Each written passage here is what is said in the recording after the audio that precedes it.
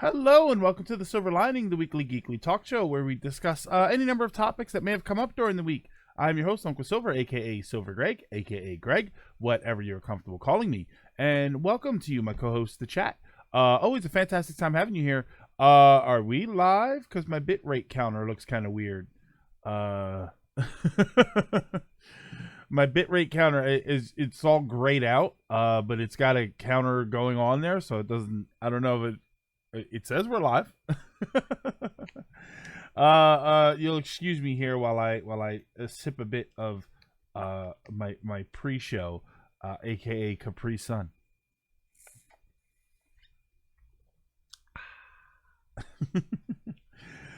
But hello, how's everybody doing out there? Hopefully, you guys are doing okay during these socially distanced times. It is unprecedented. Is a good word for it. I know that it comes across like a very cliched word, but unprecedented is definitely the way to go as far as describing what's going on, because it is. We've been through a lot of these. You know what I mean? We've been through, and I don't want to turn this into the human malware show. But you know, we've been through the bird flu and what are some of the mad cow disease? What are some of the other ones? What are some of the crazier ones that we've been through that, you know, turn out to really be nothing, just not this, basically. You know, we've been through so many of these situations, and now it's like, yikes, man.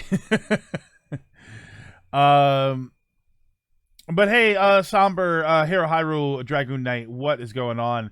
Hopefully you all are doing okay. Sorry, I keep forgetting to mute the mic when I do that, so you don't have to listen to me slurp down Capri Sun. But how's everybody doing? Like I said, hopefully you're doing all right. It is, you know, playing some games, watching some shows. Animal Crossing is what's getting me through. So now I've beaten Panzer Dragoon. It was okay. I didn't feel like dodging worked very well. But it's a unique mechanic, though, isn't it, Dragoon? It's definitely the sort of on rails, but you move around your targets, or you focus differently on your targets. It's definitely a fascinating mechanic, and I was a huge fan of that game.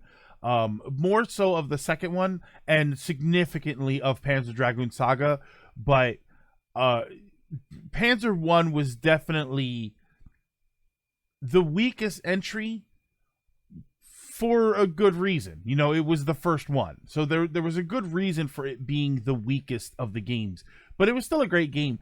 What I'd ask you, Dragoon, is, do you think it's worth $25? So Wonderful 101. So I was about to order Panzer from Limited Run, but stopped myself when I saw the after shipping and tax, the price jump. Yeah. Hero, I thought it was going to be like $50. That's why I'm not getting it. That's why I would really like it, but because Panzer Dragoon is Panzer Dragoon. I can't really be dishing out that kind of money right now. I don't know what the future is going to bring for us. I don't know how long this situation is going to last. I don't know what it's going to mean for my money. I mean, I got, you know, Bernie out there fighting for me to make sure I get paid, which is nice. Panzer Dragoon for newcomers, play normal difficulty, otherwise easy. Gives you 4 stages. Oh, okay. Yeah, Potato. I always recommend, don't play easy. Always start on normal, because easy, first of all, a lot of games, especially older ones, will limit your gameplay in some way. Either you only get a certain amount of stages, or you're limited as to the ending that you can get. Like, never play easy. Play the most basic mode that gives you the full story in some way, which is typically normal. Then if you go through things like hard mode, where you get extra endings or something, or you just want the extra challenge, that's what I'd recommend. Easy lets you play through the whole game. That's what I played in. Oh, Dragoon, then you probably didn't experience it the right way. It probably felt blah. You know, you're saying it felt like a $10 game. Maybe that's because there wasn't enough of a challenge for you. Yeah, I never recommend starting on easy. Absolutely never, because easy, unless it's one of those weird things where like easy is actually normal, but then they made it a harder, those weird things that happen.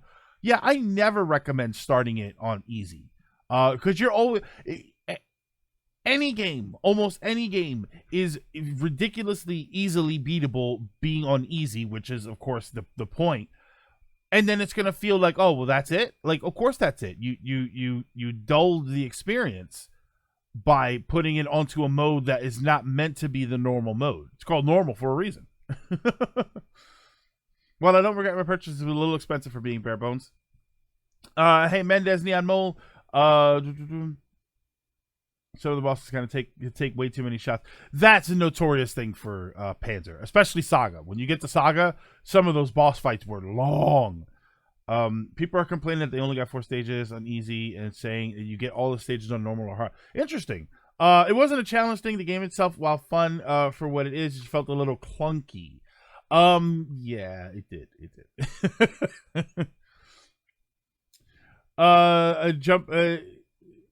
Jump straight into proud mode in Kingdom Hearts. Yeah, it just like, I don't know. It's easy mode is easy mode is for people who are not really good at video games, who are not experienced at video games, have played the normal mode and it's just too difficult for them, or they want to try something. You know what I mean? Like, if you take a platformer, take a game like a platformer, for instance, where you've got a certain area that you want to get through, and you don't want to deal with the enemies, you want to deal with platforming, you want to deal with jumping from place to place. Put it on easy mode and then go and practice. But if you're playing through the game straight up, like, I never recommend easy mode. Also hope we get Clockwork Knight remakes on Switch. Potato, I accept that Clockwork Knights is a hidden gem for many. The problem is that it graphically and control wise, it's wildly outdated. If you're gonna update Clockwork Knight, I better see a drastic change. Oh, hold on.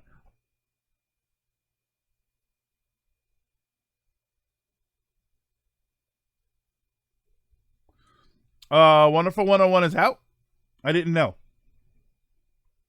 Even on easy, there was way too many times when I was getting hit by stuff I was trying to dodge, and dodging when you're looking left or right never seems to work. So yeah, you would need an updated combat system. I want to say that 2 was the same but had some tweaks to it, but yeah, I don't think 2 was that much different. It just had some extra stuff. Oh, it comes out in May. Oh, then it's not out yet. Yeah. Hey, Rami, what's going on? Yeah, so my week has been kind of decent. It was, decent as it can be. I got bad news about my job. Unfortunately, we were going to get paid up through next week, but now we're only getting paid through like half of next week. But I'm going to go and do the unemployment thing, which is pretty common. That seems to be the thing that everybody sort of has to do now.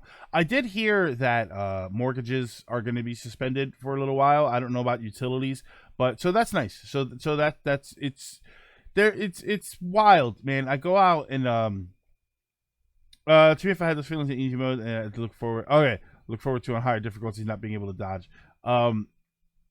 It's wild. I go out and I know I'm not supposed to. I only go to like the supermarket. I don't go out like to places and hang out and stuff. I'll go to the supermarket, and what I do is I go early in the morning. Like our local supermarket, 6 to 7 a.m. is for seniors, and then so I'll get there at 7, or they close at 10 at night. I'll get there at like 9. And then I'll go and pick up what I have to get. I mean, obviously, you go at 9, you're not gonna get like toilet paper and stuff. But I have all of the essentials. But I go out and it's wild how dead it is as far as traffic goes. I see more people. It's weird. I see more people jogging. I feel like I've seen in the last few times that I've gone out. I feel like I've seen more people jogging than I'd see probably in a month of being out. Like I just don't, and I guess it's just because the gyms are all closed and everything. But so yeah, I see that all the time, man. I see people out, just walk. I see people walking around, people walking with their kids. So it's nice. It's nice to see that, and I keep hearing stories about all the pollution is being cleared up in certain places. We've heard the thing about geese and all are returning to the canals in Venice. There was a picture that I saw today, which I didn't verify. It looked pretty legit, but it was like they were like pollution monitoring satellites over China. It's like the pollution is unbelievably clear, which is terrific. I mean, it's just gonna go back later, but right now playing One Step from Eden, which is hard. What's One Step from Eden? I saw somebody else playing that earlier today, but I didn't. I saw it like they're in their stream name, but I didn't go and check. So doing a group human malware coping session topic. I mean, we can. I don't. We could do that. And that was going to be one of my topics that I wanted to do. I actually didn't put my pictures together for my topics today, so I apologize for that. We're gonna go pictureless. It's amazing. I just updated a release. For my Link's Awakening soundtrack I ordered. Curious if I actually get it.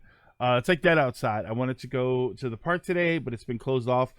Barely any cars or people walking. Makes me feel like I shouldn't be outside. Mendez, without getting too into human malware.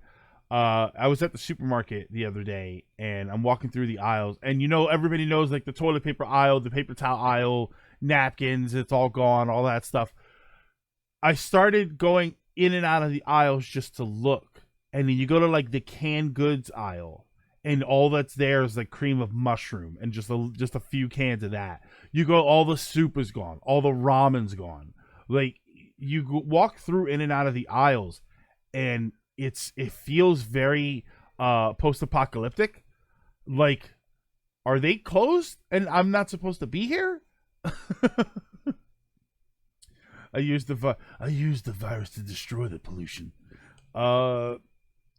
It's like a roguelike. Oh, okay.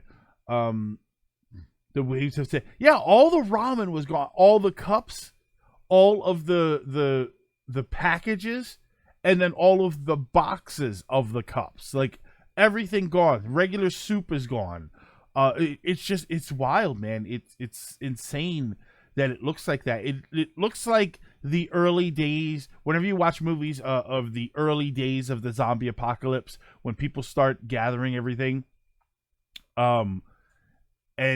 but it's gonna come back. You know what I mean? Like, and that's the thing. That's one of the most important things to focus on, is that it's gonna come back. This is now. This is what we're doing right now in order to make it not worse.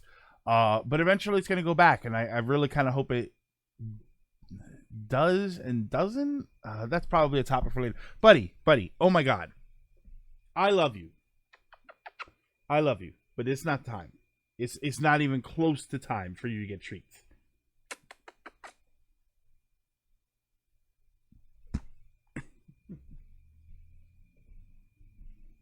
Feed me, human. It's an if. No, it's a when situation. It's a when situation. This is not. And if doom and gloom is all you're going to see in what's going on, then I don't know what to tell you, because you're never going to be happy. Is really it's the most brutal way I can say it. If you've got it in your head that things are never going to be okay, then things are never going to be okay. Because you're going to make that what you're going to do is, even when things get okay, you're going to look at everything and say, oh, well, that's still ruined. Things are going to go back to some semblance of regular life. The issue is that you have to deal with this now. And it's not, and when people say now, and this is what bothers me, when people say now, it's not today, it's not tomorrow. This could be a month, it could be 2 months, it could be 3 months. But if you're alive for 80 years and for 3 months, you have to put up with this, that is a fraction of a fraction of a fraction of your life. It's not really that significant. Just be cool. You've got all of your essentials that you need. If this happened 30 years ago, we'd be screwed because we wouldn't have the internet putting out this information in the way that we do. We wouldn't have the internet to communicate with each other. We're in a good situation for being in a bad situation. Is the best way I can frame it, and it's the kind of the way it needs to be framed. Yeah, things will get better. It's a learning experience. Think about every horrible situation that you've had in your life, and you're still alive. No matter how old you are, no matter how years, months, weeks, days old you are, whatever you've been through, you have survived up to this point, and it's going to keep going. Ooh, hold on.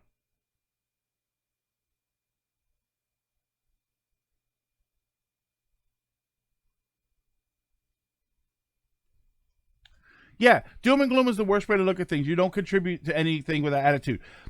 Yes, if you have to be realistic. You have to be realistic about things. Unfortunately, it is a sad situation. People are going to suffer. People are going to die. And lifestyles are going to be changed significantly. No question to that. That's not a doom and gloom. That's a realistic way to assess everything. Doom and gloom is you are throwing out any possibility of any good future by only imagining the worst future. Because that's what you're doing. Anybody who says that we're not going to get through this, anybody who says this is the end of civilization, you're literally just imagining that. Because there's no basis for you to, there's no factual basis for you to be putting that on. We talking malware, more like the situation of malware, the situation of life that malware has created. If you want to be doom and gloomy, that's fine.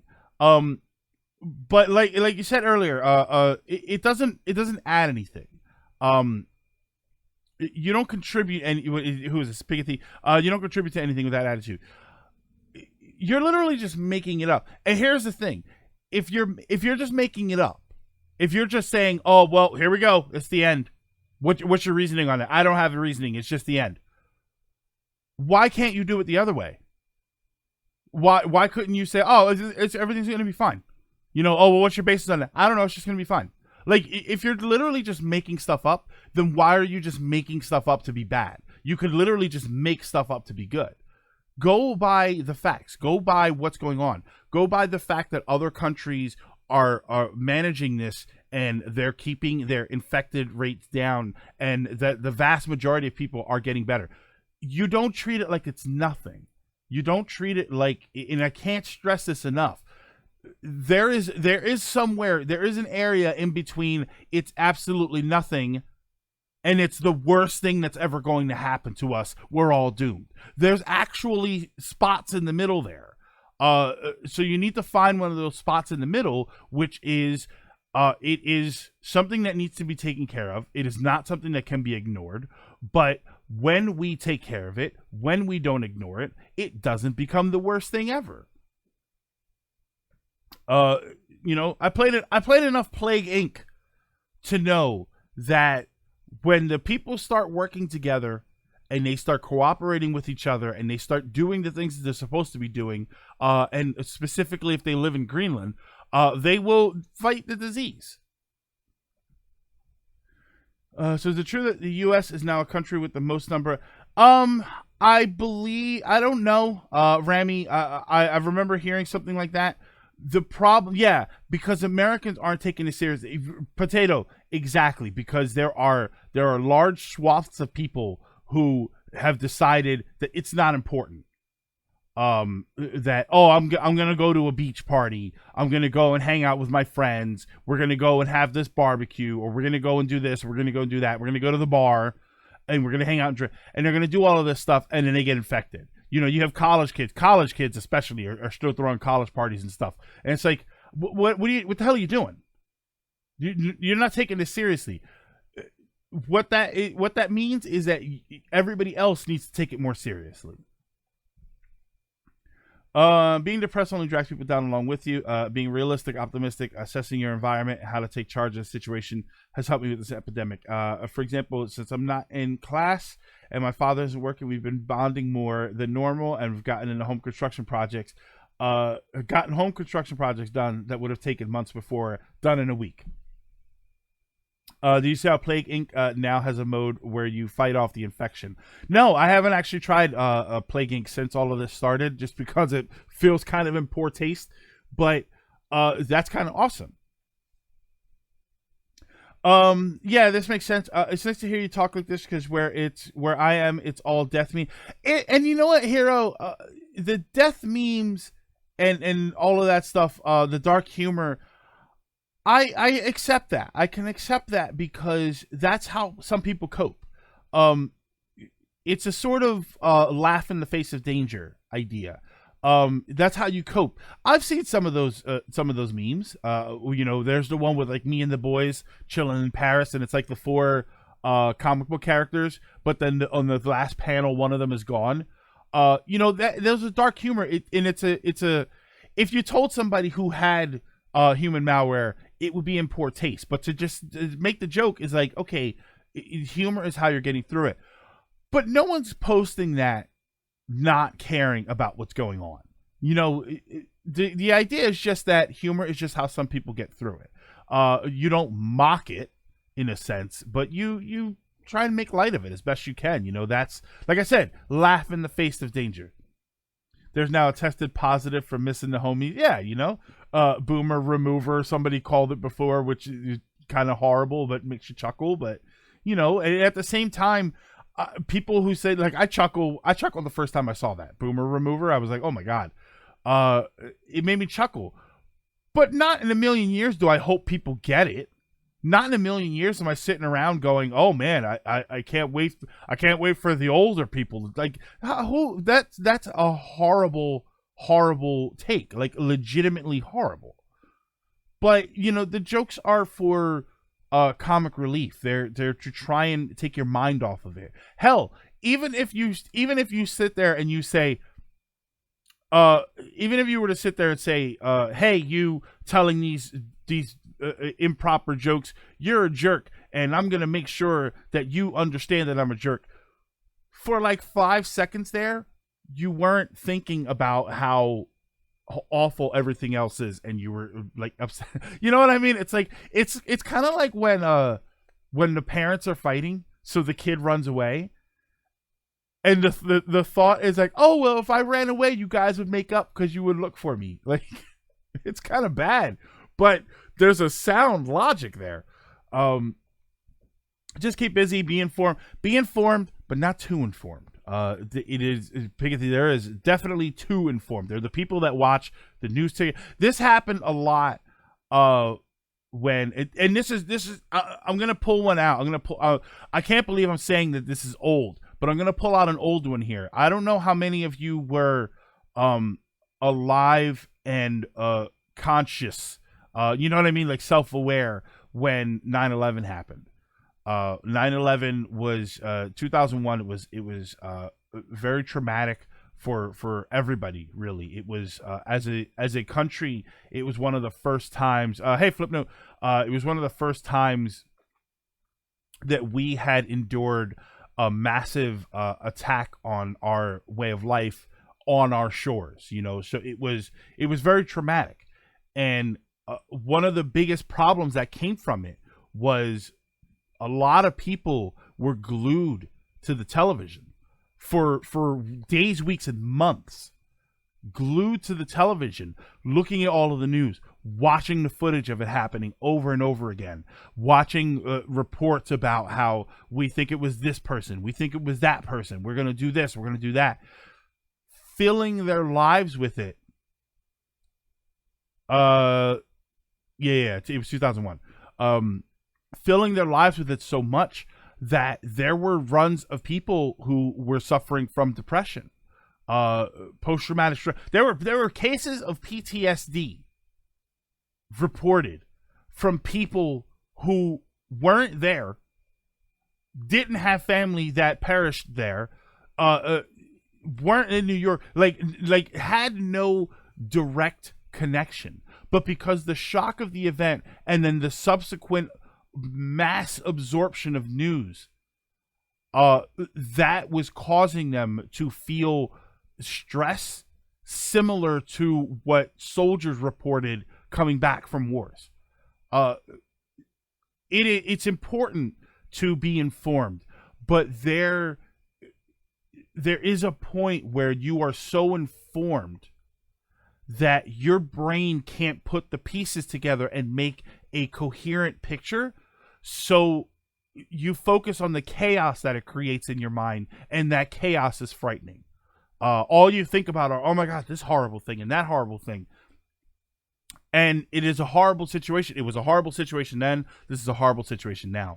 But if you absorb too much, you're going to make it even worse for yourself. Wait for the news. The best thing I can say for all of this stuff, wait for the proper news. That's why I'm reluctant. Like, I see a lot of pictures and infographics about these things are happening and that things are happening. I'm reluctant to share any of them with you. I usually don't share them on social media. I don't even hit retweet or anything because they are typically not researched yet. What I would recommend is, if you see a tidbit of news, do some research on it, you know, whether it's good or bad, because there's a lot of people who see the good news and they see the bad news and they say, oh, well, here we go. And there's no research done on this news. I was only 9 when 9/11 happened. Sorry, I'm jumping around here. I know everybody was, I was 4, I was in junior high school. It happened live when the yes, Potato, I did see that. I did watch live when the second plane hit. I remember that morning. It was, I think it was a Tuesday morning. I was off from work because I had to go to the dentist, and it had happened. And my dentist appointment was at 10 o'clock, so I couldn't believe what was going on. But I had to go to the dentist, and the people at the dentist office didn't know. They didn't, like, I said, could you imagine? Like, I sat down in the chair, and they came to start, and I'm like, oh, could you believe what's going on out there? And they're like, oh, we don't know. Like, I don't know what you're talking about. And I had to tell them, like, yeah, there was some sort of there was a plane crash into a building, and it was weird, man. But it was, in a way, like, the reason I reference it to this is because it was sort of similar. It was an unprecedented event for the mass public to see, which is wild, man. There's a point of stir crazy. I'm living with a person like that, and it's making, Mendez. Yeah, I would recommend absolutely, like, find some time and get some separation, because that's gonna bring you down. I was only 9 when 9/11 happened. I still remember a lot of what I did that day, and I even remember it was a Tuesday. That's right, it was a Tuesday. Unfortunately, when something like that happens, the news use the story a lot because it gets people's attention. Well, there were somber when 9/11 happened. There was news 24 hours a day. The ABC and all of those, like the regular network channels, were just news all day. I remember it was a few days where they didn't show any other programs. And then they tried to get back to regular programming, and the people didn't want to watch it. They wanted to watch more news. They just wanted to absorb as much as they could. So they just stayed that way. It was, I want to say it was like 3 weeks, probably about 3 weeks before regular television scheduling started to resume.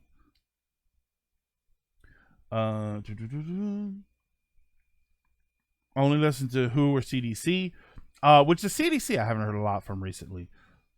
Yeah, hell, 9/11 unfortunately defined a it really did. This human malware could probably define this generation. Um, millennials were up and coming when 9/11 happened. Millennials were kids when 9/11 happened. Kids right now, kids who are old enough to be aware of what's going on, depending on how long this goes for, this could be something that influences them for the rest of their lives. Uh, being more clean, the social distancing aspect, where you keep your distance because you don't know what you're going to get. All of those things, depending on how long this goes, and depending on how old the kids are that are dealing with this can be very influential to how how this generation grows up. A lot of people at my job are likening what is going on now to our industry, to what happened right after 9/11. Yeah, human malware is the closest thing that has taken over the conversation compared to 9/11. So it's like a box of chocolates. No, Latimer, I hate that phrase. I cannot stand that phrase. I hate it with a passion. And I'm gonna tell you why. And everybody should know why. You should know exactly why. The phrase is life is like Mom always said. Life is like a box of chocolates. You never know what you're gonna get. Excuse me. Boxes of chocolates come with a little thing on the top of the lid that tells you what each piece is. You know exactly what you get. You know what you're going to get. It has a little chart that tells you this is a raspberry cream. This one is solid chocolate. This one is coconut. I know the coconut one because it's got a little trash can icon on it. No, my favorite. Hold on, I'm gonna read to you my favorite version of that. I'm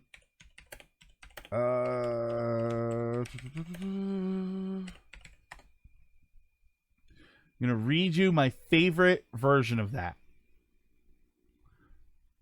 The last chocolate box I opened had a giant hairy spider. And Rami, it had a giant hairy spider. I bet on the lid it told you that. No. Here we go. Okay. This is from an X-Files episode called The Musings of a Cigarette Smoking Man. He sits down. He's kind of bummed out about something that happens. And he sits down, and there was somebody there with him, and he says, I'm going to read this out. He says, life is like a box of chocolates, a cheap, thoughtless, perfunctory gift that nobody ever asked for, unreturnable because all you get back is another box of chocolates. So you're stuck with this undefinable whipped mint crap that you mindlessly wolf down until when there's nothing left else to eat.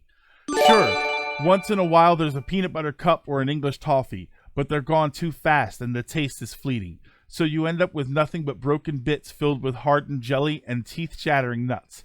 And if you're desperate enough to eat those, all you got left is an empty box filled with useless brown paper wrappers. That, to me, is my favorite version of that. It's depressing, isn't it? Nitro, it's so depressing. It's such a sad, like, my God. But it's so weird, like, that it makes me laugh. And then when you watch the episode, for anybody that's not familiar with the X-Files, that was said by the cigarette smoking man, who is the sort of background character. He's like the hidden guy behind the scenes that is the hidden evil, I should say. But this episode was his life outside of that, and it was sort of like how he came up to be the hidden guy behind the scenes and all. But so then there's that moment where he gets, if I remember right, what happens was he tries to be an author. He tries to send his writings out, and they get rejected by the publisher. And then that's what makes him sad. And it's just like, it's just so weird to be coming from that character. Rapper Scarface has the malware. Well, that killed the mood. No, Somber, I don't mean to kill the mood. I didn't mean to kill the mood when I said that. The reason I spouted that quote was just because it's harsh, but not entirely inaccurate. Um, can we play Animal Crossing now? But yeah, this whole situation is again, I keep using the word unprecedented, and this because it's the best word, but it is not undefeatable. It is not something that we cannot get through as a species. It is not something that we cannot get through in our current state. For anybody that is, you look up things like the Black Plague.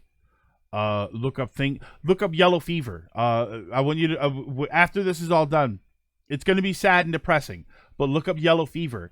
There's actually a book. I think there was a book called Yellow Fever. I think that was. I read a book about it. I think that was the name of it. It was called Yellow Fever. These were tragic things that happened hundreds of years ago, and they were horrible illnesses that swept through the populace in ways that we are not seeing. Like percentage wise, fever 1793. Holy crap, that's exactly what it is. Yes. When you look at the numbers, because I know that people are talking about, oh well, this is killed more than this, is killed more than that. When you look at the percentages, these other diseases wiped out double-digit percentages of their populations, and those populations survived. They made it through. They learned a lot from those illnesses and how to manage crises. But they survived and they thrived. And so there's no reason, there's no evidence to support that this is the end times. All of the evidence points to we're going to get through this. Focus on that. Other than that, chill, relax. What people are worried about, oh well, I'm stuck at home and I can't, I'm not going to work and I can't go. Just chill, relax. We've all got backlogs of video games that we want to get through. We've all got anime and other shows that we've been dying to watch. And what do we always say? I just don't have the time to do it. So now we've got plenty of time to do it. Relax and take care of those things. It's going to be cool. It's going to be fine. Everything's going to be A-okay. Now, I don't have any images, so let's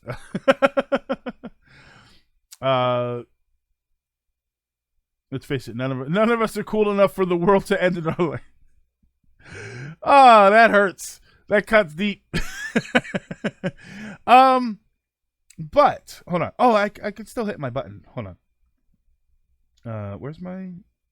Don't I have a button for this? I have a button for this. Where is my topic change button? There we go.